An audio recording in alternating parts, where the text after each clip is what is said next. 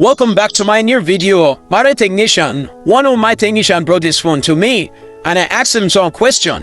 What is the problem of the phone? He told me that there's a password in the phone. That so many technicians have tried to fly the phone.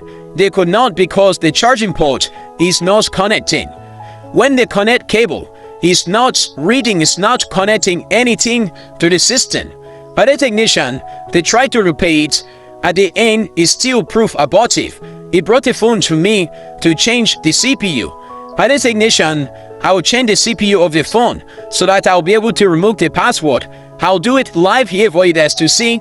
The phone is charging, but it's not connecting to system. I think you get my point.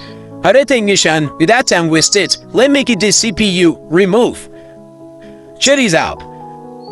Check this out. If you have any question concerning this, you're free, let me know, okay? Check this out.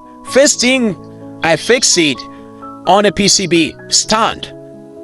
Please make sure you fix it very well. Clip it very well, okay? Check this out. So take your time to do this. Do not rush. Take your time to do this. If you have any question, like I said before, feel free. Let me know if you have any question concerning this, please. To get the CPU removed, first we have to remove the heatsink. Check this out.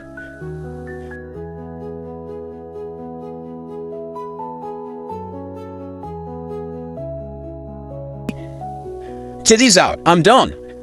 By the technician, if you check very well, you will see that during the process of removing the heatsink, I mistakenly hit one of the resistors here. Check this out. You can see I mistakenly hit it. So I will need to put it back.